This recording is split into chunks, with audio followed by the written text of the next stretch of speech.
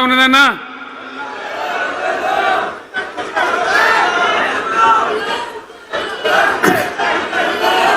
అందుకే జీవన్ రెడ్డి గారు లాంటి సీనియర్ నాయకుడు, అనుభవం ఉన్న వ్యక్తి నోటికెళ్ళి ఏం మాట వచ్చింది?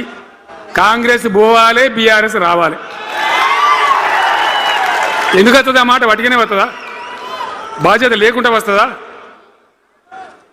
ఏది చూసినా కూడా చక్కదనం లేకపోతే, పొద్దున్న లేతే దోపిడి తప్ప ఇంకోటి లేకపోతే ఎందుకు ఈ పరిస్థితి వస్తుంది? రాష్ట్ర ఆర్థిక పరిస్థితి నాశనం, ఉద్యోగస్తులు ఆగం, రిటైర్డ్ ఉద్యోగస్తులు ఆగం, విద్యార్థుల జీవితాలు ఆగం, ఆటో కార్మికుల జీవితాలు ఆగం. ఎవరు చక్కగా ఉన్నాడు? సంతృప్తి ఎవరున్నారు? ఏం జరుగుతూ ఉంది? ఇది ఈ రాష్ట్రంలో ఉన్న పరిస్థితి. ఇక నేను చెప్పానంటే తెల్లారిదాకా చెప్పచ్చు. నేను ఒకటే మీద మనవి చేస్తూ ఉన్నా, ఖచ్చితంగా మళ్ళీ ఎట్టి పరిస్థితులలో ఎవరు ఏమన్నా సరే ఖచ్చితంగా రావాలి. ఇంకా ఈ అందానికి ఒకటి బోడముండ హైడ్రాని తెచ్చిపెట్టింది. దానికి ఆ హైడ్రాకు ఆ పిసిసి ప్రెసిడెంట్ అని ఉంటాడు ఆయన, కాంగ్రెస్ కమిటీ అధ్యక్షుడు, ఆయన నిజామాబాద్లో పోయి చెప్తుండు, హైదరాబాద్లో హైడ్రా, నిజామాబాద్ కూడా తెత్తాం బిడ్డ, నిజామాబాద్లో నిడ్రా, రేపు జగిత్యాలలో కూడా జిడ్రా అంటాడు. ఇక అది ఏం కావాలి? మొత్తం పేదల కొంపలన్నీ కూల్చుడేనా? కేసీఆర్ రాజ్యానికి వచ్చినప్పుడు 3.5 లక్షల మందికి పేదలు ఎక్కడ ఉన్నారో అక్కడనే పట్టాలు ఇచ్చినాం. వాళ్ళని ఆగం చేయకుండా పాపం గరీబోళ్ళు 3.5 లక్షల కుటుంబాలకు హైదరాబాదు చుట్టుపక్కల వేరే పట్టణాల్లో కూడా పట్టాలు ఇచ్చిన, వాళ్ళు బతకనిచ్చినాం. ఇలా ఏం కూలగొట్టుడు? అది పుస్తకాలు కూడా తీసుకుని పోరాలు చదువుకునేటి అంతే గిరితమా? నేను ఒక్కటే మాట మనవి చేస్తా ఉన్నా, గ్యారంటీగా బీఆర్ఎస్ గవర్నమెంట్ వచ్చేది ఖాయం. మొట్టమొదటి రోజులనే ఈ ఐటాంటోని ఎత్తి అవతల వరేస్తామని చెప్పి నేను మనవి చేస్తా ఉన్నా. తీసేయన్నా దాన్ని, ఐటాన్ తీసేయనన్నా? పక్క మాటనా? మళ్ళా మొదలు పెట్టిరా ఇక జరాగు, 5 నిమిషాలు అయితే అయిపోతుంది. హైడ్రాని పీకేసి మొదటి సంతకంతోనే తీసి చెరువులో వాడేస్తాం దాన్ని. ఇప్పుడు మనం చేయలేని 46,000 చెరువులు మంచిగా చేసినాం. ఏమన్నా గుడిసె కూడా కూడగొచ్చామా? ఇల్లు కూడా వచ్చామా? ఇదేమి ఇచ్చేంతరం నాకు అర్థం కాదు. మూసి అని దాని ఎంబడి వాడారు, దానికి ఆడ గరీబులు ఉంటారు పాపం. మూసి ఎంబడిన గరీబులను వాళ్ళని ఏమి ఏడిపించుడు? పొద్దున్న లేతే వాళ్ళు నిద్రపోకుండా, వాళ్ళ కంటి మీద కొనుక్కు లేకుండా, అది ఎవడు చేసే ప్రాజెక్ట్ అయ్యేది కాదు, పీకేది అవుతుందా? 15,000 ఇల్లు కూడా కొడతారట. ధర్మమేనా అది? ఈ రకంగా ఒకటి పనికి మాలిన హైడ్రా తెచ్చి మూసి అది చెయ్యాలి, మూసి మంచిగా చేయాల్సిందే వద్దనేవాడు అన్నాడు. అన్ని వేల ఇల్లు కూడా కొట్టడం ఎందుకు నాకు అర్థం కాదు. అలా ఏం లేదు, భూములు కబ్జా పెట్టే రియల్ ఎస్టేట్ దందా తప్ప దానిలో ఏం లేదు. మూసి ప్రజల కోసం కాదు, నగర ప్రజల కోసం కాదు, ఈజీగా చేయగలిగిన దాన్ని, మామూలుగా చేయగలిగిన దాన్ని నాశనం బట్టి దాన్ని కథం పడతా ఉన్నా. ఏది చూసినా కూడా ఒక రకమైన దోపిడీ, ఒక రకమైనటువంటి గుండాగిరి, అరాచక వ్యవస్థతో ముందుకోతున్నారు తప్ప ప్రజా సంక్షేమాన్ని కాంక్షించి ఒక్క స్కీమ్ కూడా రాలే. ఇరిగేషన్ ప్రాజెక్టులు అన్ని పండబెట్టిరు. ఏం రోగం?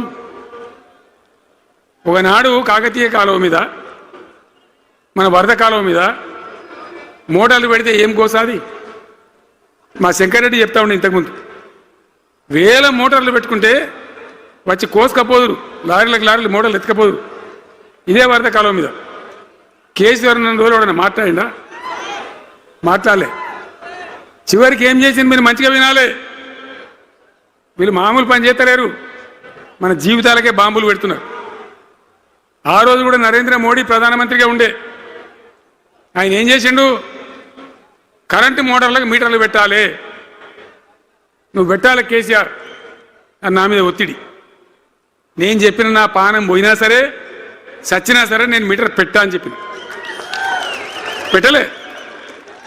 30,000 రూపాయలు కట్ చేస్తే నీకు అన్నాడు, కట్ చేసిండు. రాష్ట్ర ప్రభుత్వానికి వచ్చేటువంటి ఆదాయం 30,000 కోట్ల రూపాయలు వదులుకొని కూడా తెలంగాణని నేను కరెంటు మీటర్ పెట్టనియలే.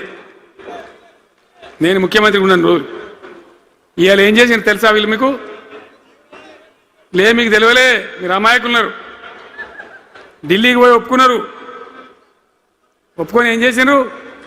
అయ్యా బాంచని మీటర్లు పెడతాము, మాకు ఆ పైసలు ఇయ్యండి, కేసీఆర్ వద్దన్నారు కదా మేము తీసుకుంటాము అని ఆ డబ్బు తీసుకొని వీళ్ళే ఈ గవర్నమెంట్ పోయి సంతకం పెట్టింది. ఇప్పుడు మొదలైతే ఇప్పుడు వస్తాయి మీటర్లు. ఎదుర్కొందామా? మీటర్ల ఎదురుపాటును యుద్ధం చేద్దామా?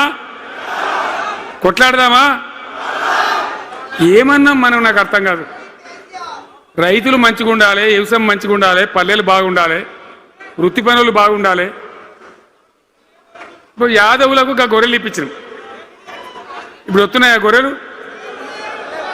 వినబడతలేదు. బంద్ అయినాయా? ఎందుకు బంద్ అయినట్టు? మరి దానికి ఏం రోగం వచ్చే? మరి ఎవరికి ఇచ్చినట్టు? చేపలు పట్టే వాళ్ళ కోసం చేప పిల్లలు వేసినాం, ఇప్పుడు వేస్తాను రా. మరి ఎవరికి చేసినట్టు? వృత్తి పని వాళ్ళకు ఉండదు, ఎవరికి ఉండదు. బీడీ కార్మికులు ఉన్నారు, నాకెవ్వరు దరఖాస్తు ఇయ్యలే, ఇవాళ అడగలే. అప్పుడప్పుడు మా తులమ చెప్పేది, అన్న వాళ్ళ పరిస్థితి బాగుండదు, పేదరికంలోనని చెప్పేది. మా అంతటా మేమే ఆలోచించుకొని బీడీ కార్మికులకు పెన్షన్ తెచ్చినాం. మొత్తం భారతదేశంలో ఏ రాష్ట్రంలో ఇస్తారా? వాళ్ళకి పెన్షన్లు పెంచుతామని ఎగబెట్టినరా? వాళ్ళకు కాదు, ఎన్ని ఆశలు ఇంట్లో ఉన్న ఆడపిల్లకు 5 లక్షలు మహాలక్ష్మి అని పేరు పెట్టి 2500 నెలకిస్తామని ఇచ్చిండ్రా? రూపాయి వచ్చిందా? అట్లా ఎన్ని 6 గ్యారంటీలు, 420 హామీలు. స్కూటీలు ఎక్కడ వాయే? స్కూటీల్లో మనలో ఇంకా స్కూటీలు ఎక్కడి? ఏమన్నా నచ్చినాయా? మరి నేను ఏమంటున్నా అంటే దయచేసి మీరు ఆలోచన చేయాల్సింది, ఇలా ఈ సభలో మాట్లాడుతున్నా మీరు వింటున్నాను కాదు, యావత్ తెలంగాణ వింటున్నది. తెలంగాణ ప్రజలందరికీ నేను కోరుతాను, నేను చెప్పిన నిజమా అబద్ధమా? ఏం జరుగుతూ ఉంది తెలంగాణలో? ఈ సందర్భంలో ఖచ్చితంగా ప్రజల మంచిని కోరే ప్రతి వాళ్ళు ఒకటి కావాల్సిందే, మళ్ళా తెలంగాణ పునర్నిర్మాణ యజ్ఞం మళ్ళా ప్రారంభం కావాల్సిందే. దాన్ని ఎవడు ఆపలేడు. జర గాచారం బాలేకపోతే దెబ్బతింటాం, అంత మాత్రం చేత ఆగిపోతామా? ఊకుందామా? పోరాటం చేయాల్సిందే, వీళ్ళని నిలదీయాల్సిందే. ఖచ్చితంగా తెలంగాణ పునర్నిర్మాణ ప్రక్రియ, ఆ యజ్ఞం మళ్ళా ప్రారంభం కావాల్సిందే. తెలంగాణ ప్రజలు గెలిచి నిలవాల్సింది. మొత్తం ప్రాజెక్టులు పండబెట్టినండి. పాలమూరు ఎత్తిపోతల పథకం 90% పూర్తి చేసినాం. కొద్దిపాటి డబ్బుతో అయిపోతుంది. వలసల జిల్లా, కరువు జిల్లా వాళ్ళ నాశనం పట్టిండ్రు. అన్ని అబద్ధాలు. ఒక్కటి కూడా ఒక క్రియాన్వితమైనటువంటి ప్రజలకు పనికొచ్చేటువంటి ఏ రకమైన నిర్మాణాత్మక పని లేకపోగా కూల్చివేతలు, కాల్చివేతలు, పోలీస్ దాడులు, ఎవరైనా ఎదురుగా మాట్లాడతామని పట్టుకపోవడు. ఇది రాజకీయమా? ఈ రకమైన కథన? దయచేసి మీ అందరితోని నేను కోరేది ఒకటే, చాలా సంతోషం. నేను జగిత్యాలకు వచ్చిన సందర్భంలో జీవన్ రెడ్డి గారు వెంట మీరు తండోపతండాలుగా తరలి వచ్చారు. సభలో ఉన్నదానికంటే బయట చాలా ఎక్కువ మంది ఉన్నారు. మేము రాగా చూసినాం, తోవలో చాలా చీరి చేస్తూ ఉన్నారు. మీరు వచ్చిండ్రు, మీ అందరికీ మళ్ళొక్కసారి నేను స్వాగతం చెప్తా ఉన్నా. జీవనన్నతో పాటు బ్రహ్మాండంగా పనిచేద్దాం, ముందుకు పోదాం. ఈ జగిత్యాల జైత్ర యాత్రనే మళ్ళీ మన రాజకీయ శక్తుల పునరేకీకరణ చేసుకుంటూ మనం విజయం సాధించే వైపుగా పోవాలి. తప్పక విజయం సాధించాలి. తెలంగాణ పునర్నిర్మాణ యజ్ఞం పునఃప్రారంభం కావాలి. ముందుకు పోయి మనం విజయం సాధించాలని కోరుకుంటూ మీ అందరికీ కూడా పేరు పేరున ప్రతి ఒక్కరికి ధన్యవాదాలు తెలియజేస్తూ నేను సెలవు తీసుకుంటా ఉన్నా. జై తెలంగాణ, జై తెలంగాణ. సలవడి గట్టిగా చెప్పాలి. జై తెలంగాణ, జై తెలంగాణ. ధన్యవాదాలు.